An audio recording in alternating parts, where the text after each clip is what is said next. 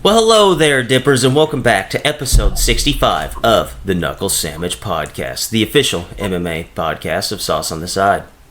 As always, Dippers, I'm your host, Drake, joined by the man, the myth, the legend, coming to you live from a bathroom hotel in St. Louis, Mr. Thomas R. Shackelford. When you open with that, people probably legitimately think I'm a crackhead. Yeah, if they saw you right now, I think they would actually agree even more. I saw something last night on the hotel TV, actually. VH1 is advertising a new show. They're expecting it to come out anytime. It's called The Titty Club Times with the John Jones Diary. Are you serious? Serious. Saw it on there. It played in between Rock with Love and the Flavor Flav show. That sounds awesome. It was a commercial propped up, boom, right there. Had a couple of girls from Rock of Love, a couple of girls from Flavor Flav show, and then had John Jones just grinning. That's amazing. John Jones, dude. All-time idiot.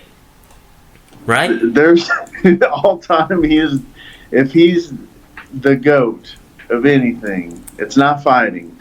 It's of dumbass decisions. Yeah, dude. Actually, Colby Covington came up with something absolutely hilarious this weekend. Did you see his tweet? What was it? So Colby Covington... before you say it, I can't wait to hear it. And I don't like to hear anything Covington says. All-time Colby Covington. Obviously, we make fun of him a lot. He is basically the king of cringe, more so than Henry Cejudo, because we actually buy into what he said. I'm going to pull this tweet up real quick, because it is actually really funny and kind of clever, even though I don't like anything that he usually says. Okay, so... How are they ever wrestling teammates? How did they ever exist in the same room? I have no idea. That's why I think that this Colby Covington act isn't real, because I think that he was a different man just like 10 years ago. It had to be. So here's the tweet. So John Jones tweeted, "I know there's a whole lot of people hoping for my downfall, but there's even more people who are proud of me and love seeing me do well. And screw staying inside. I love this community. Excited to keep climbing. Haters going to be mad when I win in December." Colby Covington quote tweeted it and said, "A lot of pundits trying to tarnish the good name of my buddy John Jones.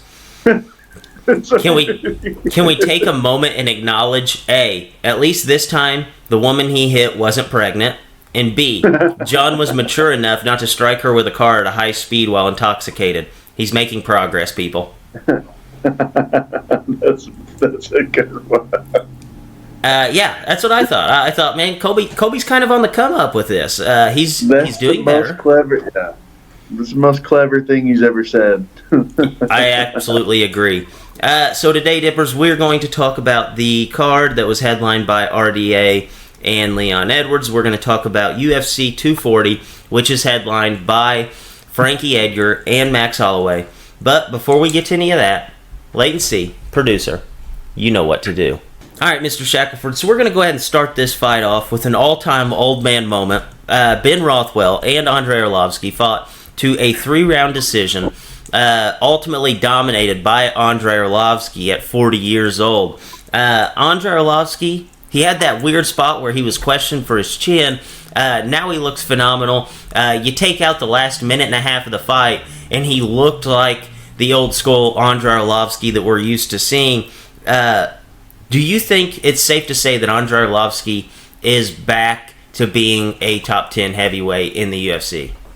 I would say for sure. I mean, dude, a couple of things about that fight. A, how did that not get fight of the night? They gave it to a prelim fight, which was cool, but it wasn't that fight. And then B, you hit the net. You hit the nail on the head, man. A couple fights ago, Arlovski had no chin. I mean, we're just talking a year ago, 2 years ago. The wind knocked him over. And now we've seen him against Tuivasa. He had a great chin. His last fight, he took some big shots, and then this one, dude, Rothwell's game plan, I think, was I'm going to take 17 and give him one, and he'll never be able to take that one. Unfortunately for Rothwell, he can take the one. Arlovsky can take the one now. So you were kind of texting me during that fight, and I didn't realize the one-sided ass whooping that Rothwell took until I watched it. Because I had to watch it later. That was bad. That was one of those fights where the coach probably needed to stop it at some point. Absolutely. It was a drumming, man. You know what it reminded me of was I think that Andrei Arlovsky just got tired just because he just absolutely beat the hell out of him for 3 rounds. The very ending of the fight reminded me of Dada 3000 versus Kimbo in the last 2 minutes only, except the Dada and Kimbo fight was basically the entirety of that. Yeah, Dada died like 4 times in that fight, and I think Kimbo died like 6 months later. Yeah, that fight. Hopefully, we don't have this result from the same thing with these guys. Yeah, we're hoping for better. It was dude. Arlovsky looked amazing. He looked like his old self. He has got to be the fastest handed heavyweight in UFC history. His combos and hands come so fast, and Rothwell just ate him. He just stood there and ate him, and every now and then would hit a nice punch on Arlovsky. That was the fight. That was 15 minutes. Well, we'll say 13, because like you said, basically that last 2 minutes they just held each other up, and I wasn't even mad at it. Yeah, I honestly thought that there was a chance in the last minute and a half that Ben Rothwell was going to end that fight. Fun fight. I thought it should have been fight of the night. Next up, we have Alexander Hernandez picking up the win against Francisco Trinidaldo. This was our first winner of the night. You ultimately went 4-2, so you had a very good night of picks.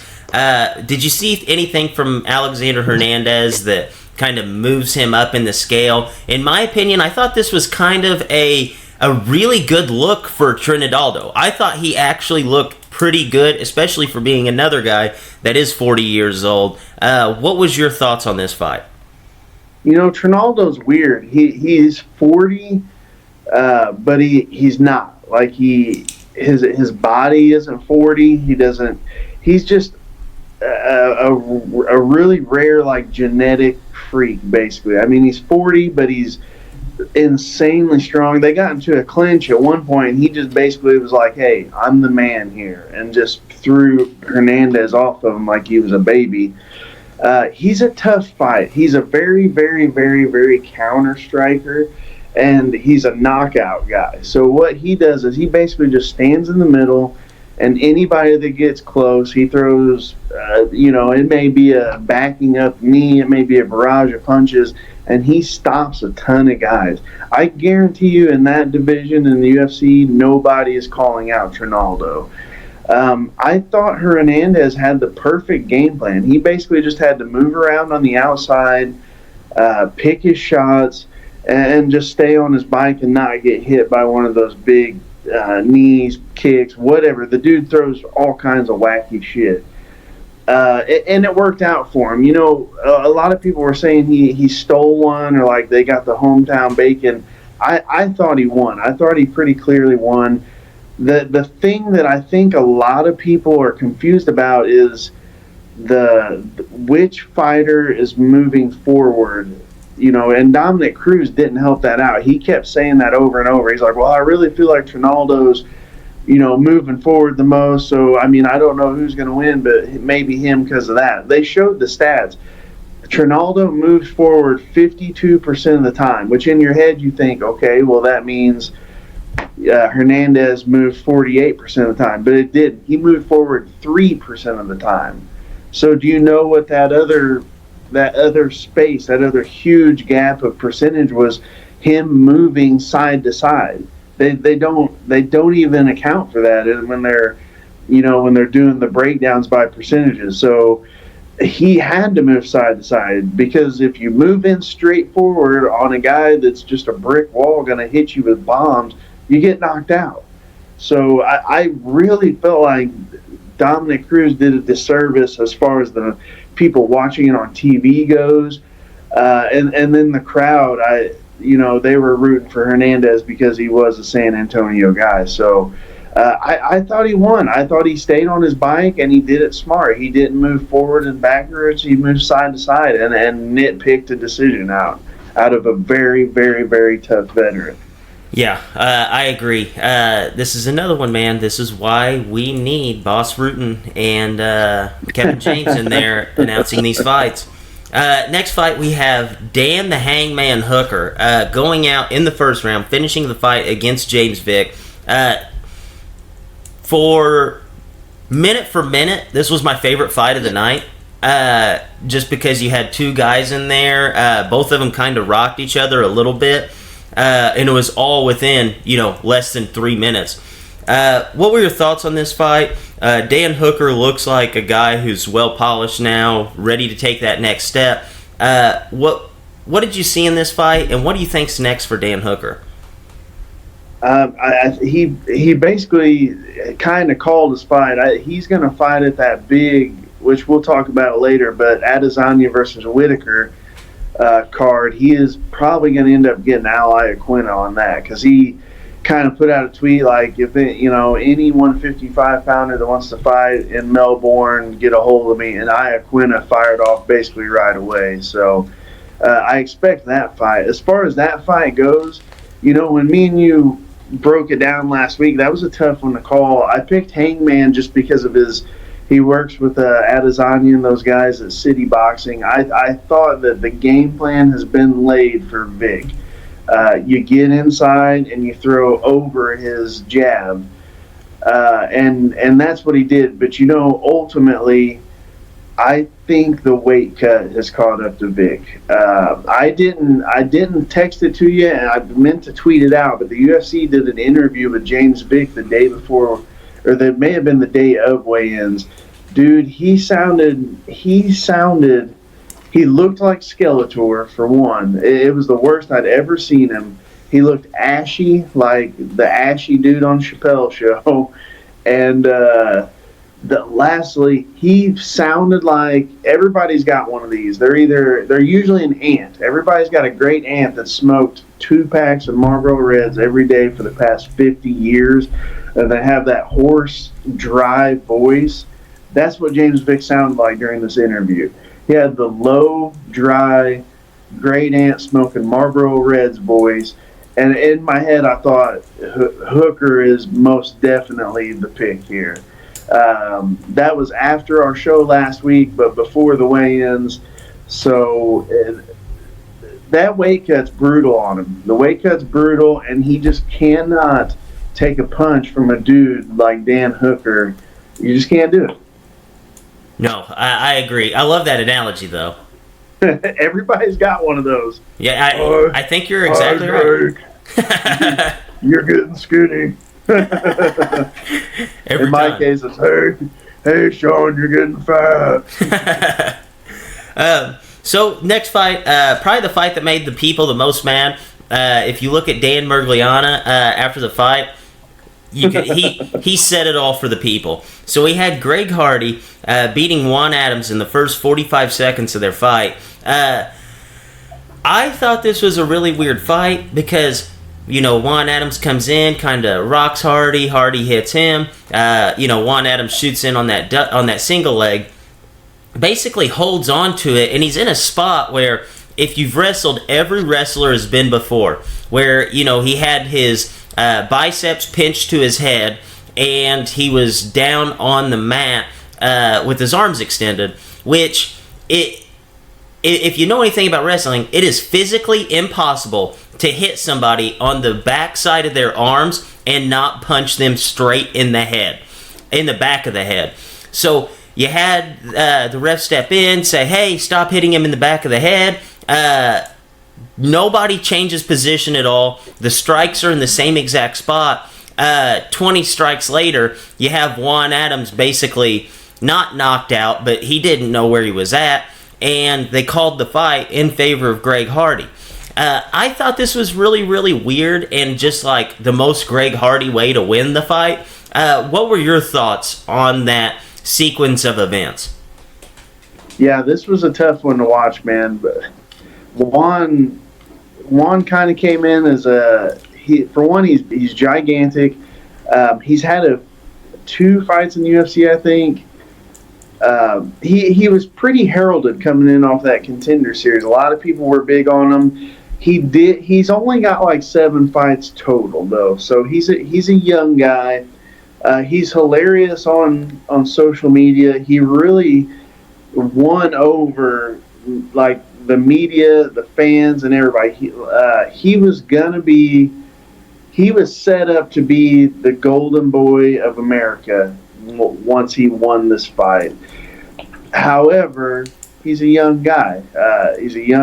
So I think it was just youth and inexperience that led him into that. Because in those exchanges, they had about 3 brief exchanges. His striking was clearly more slick than Greg Hardy. He hit Hardy with maybe 3 or 4 jabs, and Hardy didn't look like he knew it hit him. Like at one point, the very first jab, Hardy took back like 6 steps backwards. I was like, oh my God, but then, for no reason at all, he shoots a single leg. I mean, he won the first couple of exchanges, and then he does that high single, gets to it nicely. But, one thing that we need to start factoring in with Hardy is his wrestling coach at ATT is Steve Mocco. You remember him? Steve Mocco. The name is so familiar. He was one of the most scary and feared college wrestling heavyweights of all time, really. I think they called him the polar bear. He's a giant. He's not that big now. He's lost a ton of weight. He wrestled for Iowa for his first 2 years, and then he switched over and went to Oklahoma State. I think he won like 3 national titles. The dude's been teaching down there at ATT for a long time. Hardy, he got to Hardy's leg, and we saw how just terrible Hardy's wrestling was just 2 fights ago. And Hardy really, to his credit, which I don't want to credit that dude too much, he hit a perfect whizzer, and he bumped him right on his ass. And then came the part that nobody's really seems to care too much, but he hit Juan in the back of the afro about 30 times. I think had the afro not been there, Mergliato would have saw a little better. But I mean, that's a position that you just, like you said, he's getting hit in the back of the head because you wrestled. But maybe Mergliato's just, I don't know. You'd think he'd be familiar with that, but there's nowhere on this planet that those punches landed other than the back of Juan's head. No, 100%. If you've wrestled, the spot that I'm talking about. Arms extended, you're on the single leg, basically biceps pinned to the ears. So realistically, you're hitting only from the ears back unless you strike from the other side, which it was pretty obvious that he never did. Kind of a bummer. I wish they would have intervened early on those exchanges and just basically said, like, hey, threaten him with a point, stand him back up, whatever you have to do, or just start him back in that position. Definitely a bummer. Juan Adams missed out on a great opportunity to be the people's champ, the guy that beat Greg Hardy. What's next for Greg Hardy? A lot of people are calling for Walt Harris.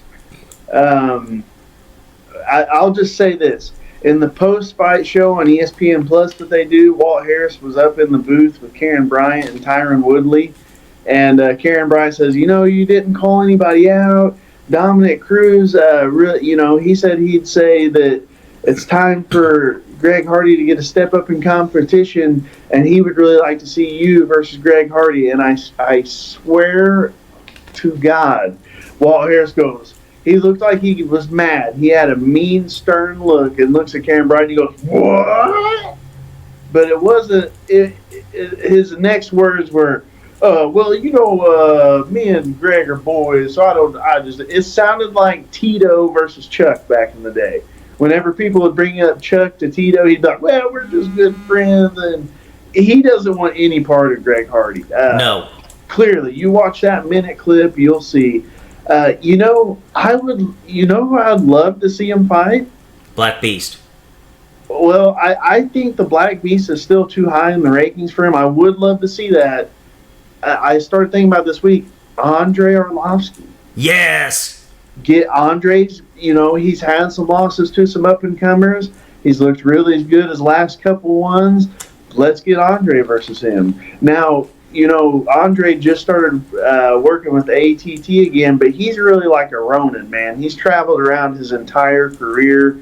I think ATT is just the stop he's at now. I don't think he would have a problem fighting his, I don't even want to say they're friends. They may not even know each other. That place is so big. I would love to see Arlovsky versus Greg Hardy. Give Hardy somebody. He's just mashing these dudes that seem to be scared of him. You got to give him somebody that's not scared of him. No, I absolutely agree. The Pitbull obviously would not be scared of him. And, I know a guy who used to train with Andre Arlovsky, and just from the stories that he had told me, it does not sound like Andre Arlovsky would have a problem going in there and fighting a guy from the same camp as him. Absolutely not. No, hell no. He fought Travis Brown, and they lived together. When he was working at Greg Jackson's, he lived with Travis Brown, and they had one of the most amazing fights in heavyweight history. Yeah, it was actually honorable mention on the UFC's top 25 fights of all time. Was it? Yeah. Yes. I mean, not in a technical or strategy sort of way, but in the two dudes just punching each other's brains in for about 3 minutes, that sort of way. Yeah, I'm all in for that fight. Plus, it would kind of put Andre Arlovsky back on the map of being like everybody that the people love, because the general consensus on Andre Arlovsky is that people love him already. I think that would just be another feather in the hat for a guy who's had an absolute awesome UFC career. Next fight we have, you actually talked about it, Walt Harris fighting Alexei Oleinik. Walt Harris finished the fight in like 12 seconds. So we've had a string of the last 3 cards that we picked where there's been a fight finished under 40 seconds. This one just happened to be the only one that we have won. So go ahead, talk about Walt Harris and Alexei Oleinik, and ultimately, what do you think is next for Walt Harris? A lot of people are calling, obviously, for the Greg Hardy fight, but it looks like that won't be the case. What do you think would be next for him after this, though? There wasn't much to talk about in the fight. I didn't think it would go that quick, but I thought Harris would be a little too big and explosive for Oleinik, even though I was a bigger fan of Oleinik. Walt Harris, he's kind of a weird dude. If I'm not mistaken, he's the one that they called up to fight Verdum on, very short notice. He was on the undercard, and they brought him up, and Verdum, takes him down and hits an armbar on him in, a minute. He's not that guy anymore. He seemed to found his rhythm. He realizes he can punch and kick now, and knee apparently. One thing to note about him, he said he trains with Deontay Wilder. Him and Wilder are friends, and he's kind of been in and out of some of Wilder's camps. So maybe the confidence of striking and being in there with a guy like that has really boosted his confidence.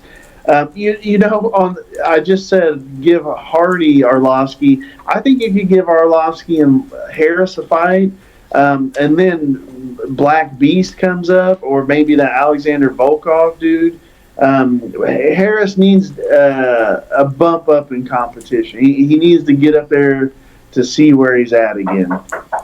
Yeah, I absolutely agree with you there. All right, last up we have the main event. We have Rafael Dos Anjos fighting Leon Edwards. Leon Edwards wins in a 5-round decision. Looked just about as good as we've seen Leon Edwards basically ever look. He was able to, fight off the takedowns from Rafael Dos Anjos, actually take him down in the first round, which is something that I definitely didn't see coming. All around, great performance by Leon Edwards. What did you see in this fight? Did you think that Leon Edwards looked better than we've probably ever seen him? And also, what's next for Leon Edwards? I feel like only the top bill guys are are the only matchup you could possibly make at this point for this guy. What did you see from him, and what do you think is next? Yeah, that fight again. That was a fight that I thought it was going to look a little more. I thought it was going to look a little different. Same result, just a little different. I expected RDA to really mush Edwards into the fence a lot more, just try and wear the big guy out. But instead, he did get taken down right away, and he stayed in the middle. And really, Edwards is, his brother's a very good fighter at Bellator. Those UK kickboxers, man, Britain's really known for their kickboxing more than their wrestling or their grappling or anything. And he looks like he's from that same that cloth. He's cut from that cloth. He's so good at the range, inside range, outside range. He was just a bigger, stronger, longer fighter than RDA, and RDA seemed to try and fight him in his best range. You know what I mean? But then I say that, but then every time he came in, he got blasted with a big elbow on the break. It was like he would come in, couldn't do much, got elbowed off the break. So maybe that was what kept him out a little bit. I did expect Edwards to get the decision, just not quite that dominant. I mean, I don't know if that's when you were watching it, if that's what you thought. For me, I just was really surprised at how kind of easily Edwards just mowed through that fight. I am absolutely surprised. I thought he looked as good as we've ever seen him. In fact, I think it was the third round. I looked over at my buddy. I said, dude, I feel like we're watching a miniature John Bones Jones. Yeah, I mean, he's got that body. He's got that body type. Yeah, almost like a spidery body. Yeah, he has that length and he uses it well. And then whenever he gets inside, or that the other guy starts to pressure him, he's able to kind of clinch him off and then throw those elbows from that short range, just like we see John Jones do. Like, if you put them together, you would just sit there and watch. If you watch them side by side, you would think you're watching basically the same fighter. I know John Jones is obviously the guy, never lost outside of some crazy stuff with Matt Hamill on like 12-6 elbows. But I really thought that this was the closest thing we've seen to a John Jones type fighter other than John Jones. So I'm really excited what's next for Leon Edwards. Yeah, they keep bringing up Jorge Masvidal because they had that scuffle in London the last time they were there, and Jorge basically walked up and popped him in the eye when Edwards wasn't expecting, which is crazy because Edwards grew up in that hooligan culture. You see him joking on movies and stuff about the hooligans in England, but they're legitimate. They're like gangs basically. So he's kind of lucky he made it out of London without a bunch of hooligans tracking him down. Which, by the way, England got a much better, cooler name for their gangs than we did. We got some funky ass, Latin Kings, Blood, Crips. They got hooligans. I'd be a hooligan over anything any day. Yeah. But I think he needs to get the winner of Robbie and Covington. Covington's so far out of the title picture, it's hilarious. You give him those. Jorge deserves that title shot. I guess it really just depends on how long Usman's going to have to sit out, because he had a broken foot, double hernia. It depends on how long he's going to be out, I suppose. But if I was Jorge, I would sit and wait on that, and then they need to give either Robbie or Covington to Edwards to set up the next title fight. I actually like that a lot, and I kind of hope that that's what they do. Go ahead and fast track Masvidal up, and then have Leon take one more fight. I really like that. So next up, we are going to talk about the UFC 240 card, give our picks. And whenever I was looking at the card, it's not a very strong card for a big-time event like this. I only found 5 fights that were worth picking. If you know of any more, you go ahead and you let me know. 5 Hopefully that's the 5 on the main card, because those are the ones I picked. Okay. So if you have anything other than me, go ahead and let me know. Okay. But the odds in these fights are probably the widest odds I've seen on a card this year. So we'll go ahead and give our picks on these. So first up, we have Max Holloway taking on Frankie Edgar. Max Holloway is a minus 400 favorite over Frankie Edgar, who is a plus 300 dog. Mr. Shackelford, what are we leaning here? I think the smart money is still on Holloway. I know he's a huge favorite. It's smart money. That's why he's... Time out. This is episode 65, and you just acknowledged that Holloway is the huge favorite. So you've officially learned what the odds mean now. Well, I'm getting there. I only said that line. I watched a bunch of things last week on betting, and these guys were like, "Oh, here's the smart money, this and that." So I'm just copying. I'm trying to do better. I'm copying. I'm mimicking. I'm making my way up. He's the smart money. He's bigger. He's longer. He's beat. I know MMA math doesn't work this way. He's whipped Aldo twice. Aldo really put a beating on Frankie. I think he uses that jab. Frankie's best when he can move around on the outside and make the guy miss a bunch, and then when the guy starts to come in, he mixes his shots. It's either you don't know if he's going to take you down or punch you. Be it the BJ Penn fight, the Gray Maynard fight. That's really how he won those. Stays on the outside. They have to come in, and then he makes them pay. Holloway doesn't have to rush in. He's got the length. He knows how to use his length. I think it looks a lot like the Aldo fights. He may drop the first round or maybe a few exchanges, but I think overall he just is a whirlwind of jabs and long crosses, and I don't think he stops Frankie, though. I think Frankie's legendary for his chin and his grit. I think it's a decision win. Okay. Holloway by decision. That might be the smart money right there. Honestly, I bet you could get that at a premium. So next up, we have Cyborg, who is a minus 700 favorite, the biggest favorite on the card, taking on Felicia Spencer. Felicia Spencer is a plus 450 dog. She is undefeated, however. Is there any way that Felicia Spencer is able to keep that unbeaten record going? The one way she has is if Cyborg fights like she did against Amanda Nunes. Cyborg used to be just a berserker, flying in like Vanderlei Silva, and she was known to get hit from time to time.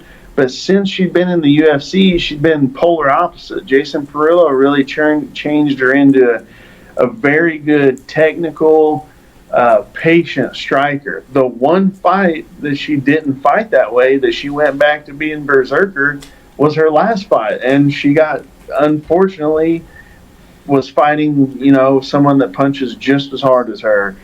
I think she will learn from that, because I still would pick her over Amanda Nunes in a rematch, because now she knows she cannot just go in there and mow this chick down. Against Felicia Spencer, if she flies in berserker style, Spencer is legit on the ground. Very good ground fighter. Her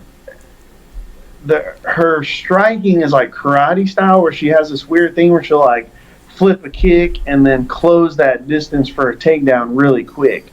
So if Cyborg came out berserker, gets taken down, and this girl jumps on her back, she'll be in trouble. However, this is Cyborg, and this is Cyborg coming off her first ever MMA loss. I guarantee you Jason Perillo is going to have her back to calm, cool, collected, boxing this girl up. And I'm going to say this about Felicia Spencer. I picked against her last time against Megan Anderson. This chick is tough. Very good ground fighter. Her stand-up is like weird enough that it works for her. But I may have fallen in love with her. There's like an 18-minute video on YouTube of her when she was in Invicta, like talking about she's like a math teacher, her growing up and all like karate and all this stuff. She's one of those girls that you hate to pick against. She's like all around, seems super nice. Yeah, I may have fallen in love with her on a video. Hate to pick against her, but if you can go back and watch some of her stuff in Invicta, she does have a chance. But man, it is very small.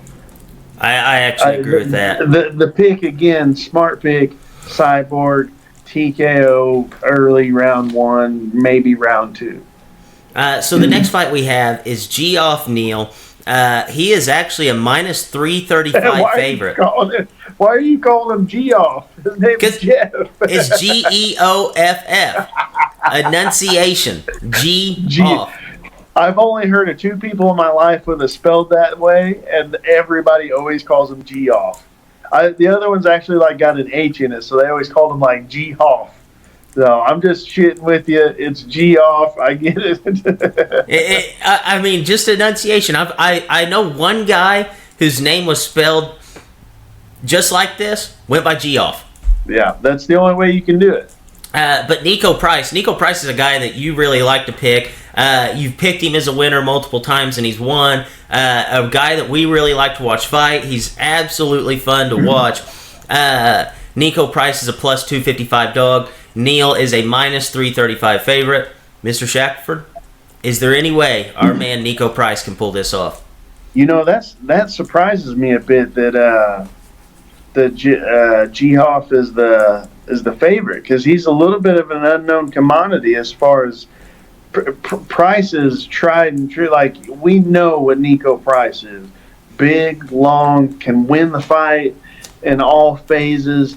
That really the only kind of knock against him is he can be somewhat of a slow starter. He's one of those guys that he'll take a handful of shots before he really wakes up, and that's going to be a lot of trouble against this Geoff Neal dude.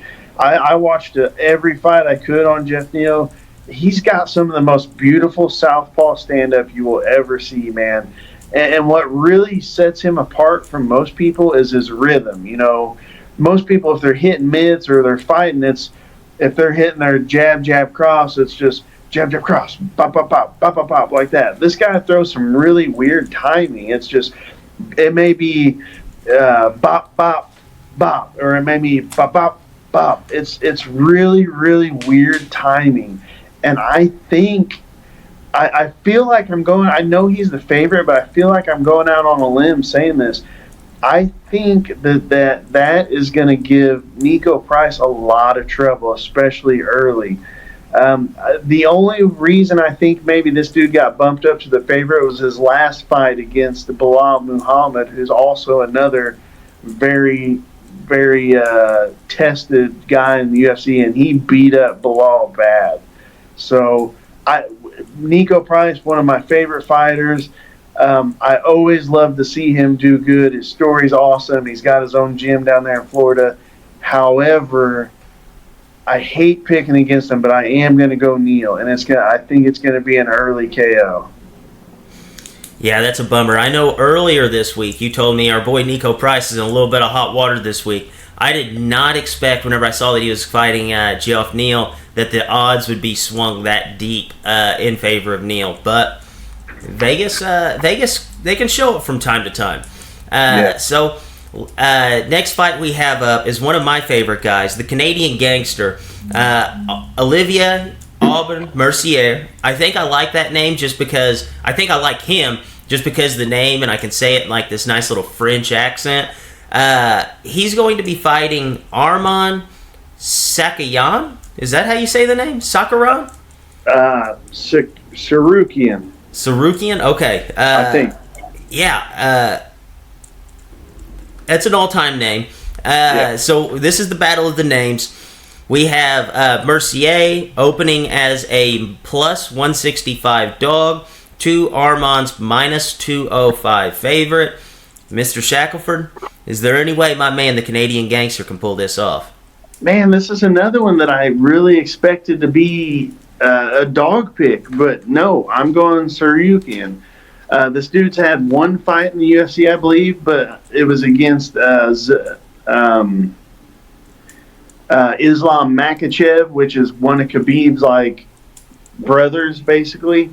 And he almost beat Makhachev. This dude's wrestling is insane, and his striking was a little bit better than Makhachev's, but he just got taken down once like in each round, so he lost a really close fight there.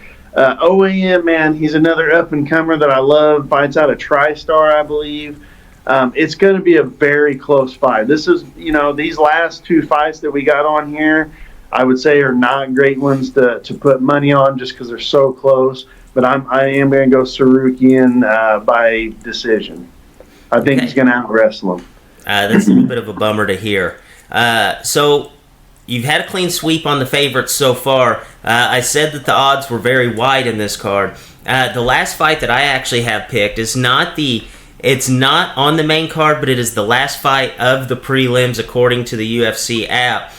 And it's Alexandra Pantoja, who is a minus 130 favorite, over Davison Figueiredo, who's a even odds underdog. Mr. Shackelford, what's going to be the pick in this one? I know both these guys are very, very highly touted. Both are top 4 in the flyweight division. What do we like in this fight? This is a very tough fight. I'll go Davison just because I think he's the one that we saw that crazy fight in St. Louis where like the crowd's just booing nuts. He was just stuck on bottom and could not get up for anything. I'll go him. I think he's got a little more one-punch KO power than Pantoja, but man, that's a blistering fight right there. Expect fireworks from that one. Yeah, I'm actually really excited for that fight. I think that's going to be one of the sneaky fights that are maybe the best on the card. Did you have any fights picked other than those 5? I just had the first one of the main card, it's another one that I wouldn't put money on.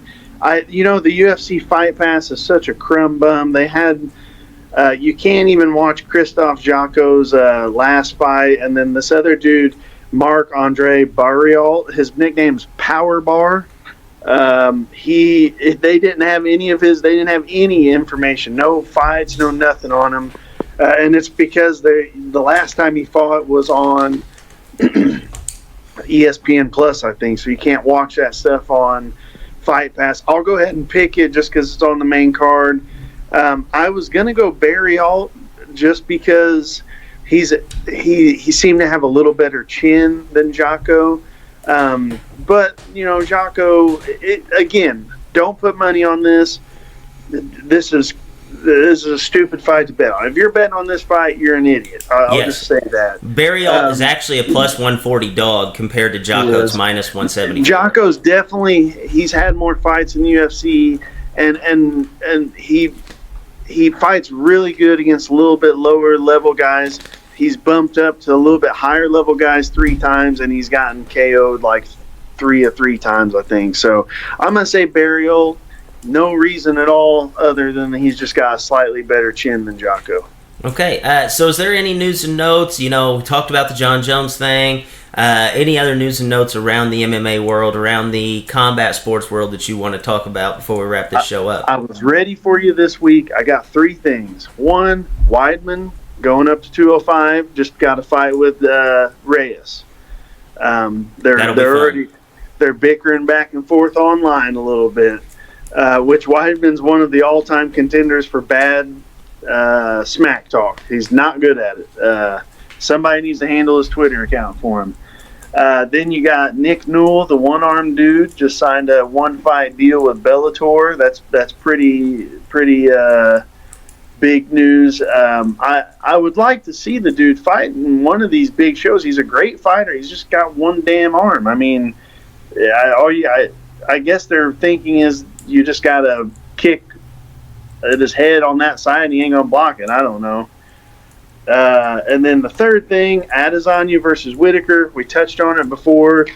The UFC did the absolute right thing, and they scheduled that to be in Melbourne. So they're going to Melbourne in a 60,000 seat arena. Wow. So That's like an NFL football stadium. The Hangman demanded to be on that card after his big win. That's what he said. He said, "I demand to be on that card." They just Tuivasa's getting a fight on that card. That's going to be an amazing show. 60,000 screaming Aussies. It's going to be insane. Last thing, Manny Pacquiao, Floyd Mayweather 2. Would you buy it? Well, hold on. I may chip in on it. I didn't watch the last one with you, but I will never forget you. I'm at work. I worked midnights on weekends at the time. I'll never forget the text that you were sending me during this fight. Because I think you had some friends over. You guys paid like $100, and you're just like, worst fight of all time. Just texting me all night long. I felt bad for you. I would chip in with you on this one. I don't work midnights anymore, so I'll chip in on it. But if it's another snoozer, I'll never chip in on a boxing fight again. No, I think this is one of the ones that I'm going to steer clear from. That way I'll like lock myself into watching every single Tyson Fury fight from here on out. So, on that note, Mr. Shackelford, for Drake, for Mr. Shackelford, Dippers, as always, stay saucy.